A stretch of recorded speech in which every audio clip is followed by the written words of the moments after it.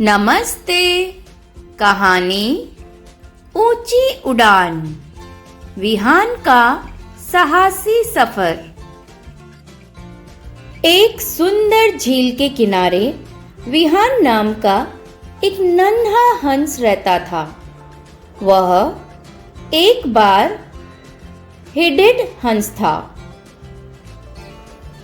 विहान हमेशा आसमान के सबसे ऊंचे बादलों को देखता और सोचता, क्या मैं कभी उन पहाड़ों के पार जा पाऊंगा?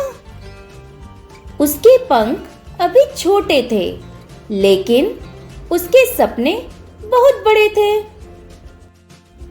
एक दिन झील के पास विहान को एक प्राचीन पत्थर मिला। उस पत्थर पर चमकदार लकीरों से एक नक्शा बना था।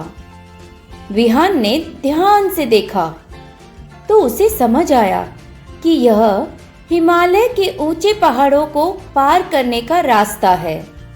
उसे एहसास हुआ कि उसका सफर बादलों से भी ऊपर, जहां हवा बहुत कम होती है, वहां होने वाला है। तभी वहां कैलाश दादा आए, जो सबसे बुजुर्ग और अनुभवी हंस थे। उन्होंने विहान को बताया, बेटा, यह रास्ता आसान नहीं है। हमें दुनिया की सबसे ऊंची चोटियों के ऊपर से उड़ना होगा। कैलाश दादा ने विहान को पंख फड़फड़ाने की सही तकनीक सिखानी शुरू की। क्या आप जानते हैं, बार हेडेड हंस दुनिया के सबसे ऊंचा उड़ने वाले पक्षियों में से एक है। वे माउंट एवरेस्ट जितनी ऊंचाई पर भी उड़ सकते हैं, जहां ऑक्सीजन बहुत कम होती है। विहान यह जानकर दंग रह गया कि उसका शरीर इस कठिन यात्रा के लिए कुदरती तौर पर तैयार है। आखिरकार प्रवास का दिन आ गया। कैलाश दादा ने सबको संकेत दिया और सैकड़ों हंस एक साथ आसमान में उड़ चले। विहान भी उनके साथ था।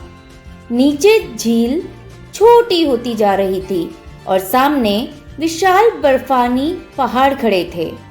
विहान का दिल तेजी से धड़क रहा था। अचानक मौसम बदल गया। बर्फीली हवाएं चलने लगी और काले बादलों ने रास्ता रोक लिया। विहान थकने लगा था। उसे लगा कि वह अब और आगे नहीं बढ़ पाएगा। हवा के थपेड़े उसे पीछे धकेल रहे थे और उसके पंख भारी हो रहे थे। तभी कैलाश दादा उसके पास आए। उन्होंने कहा, घबराओ मत विहान, मेरी ओट में आओ।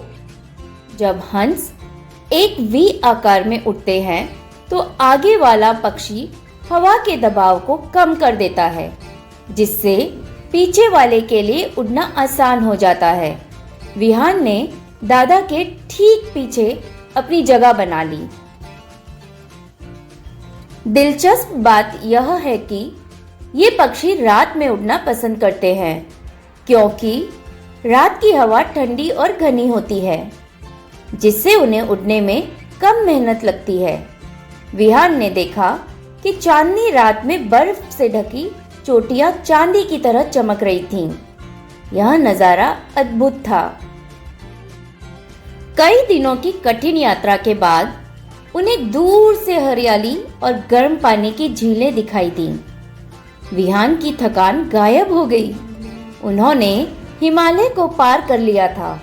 वह दुनिया की सबसे ऊंची बाधा को पार कर चुके थे।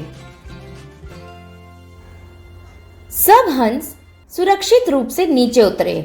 विहान ने महसूस किया कि उसने न केवल पहाड़ पार किया था, बल्कि अपने डर को भी जीत लिया था। कैलाश दादा ने उसकी पीठ थपथपाई। विहान अब पहले वाला नन्हा हंस नहीं रहा था। वह एक साहसी प्रवासी बन चुका था। कहानी का संदेश यह है कि अगर हम साहस और टीम वर्क, सहयोग के साथ आगे बढ़ें तो कोई भी लक्ष्य नामुमकिन नहीं है। विहान की तरह अपनी मेहनत और सपनों के साथ पर भरोसा रखें और आप भी आसमान की ऊंचाइयों को छू सकते हैं। उम्मीद है आपको कहानी पसंद आई होगी। ऐसे ही और वीडियोस के लिए मेरे चैनल को लाइक, शेयर और सब्सक्राइब कीजिए। Thanks for watching. धन्यवाद।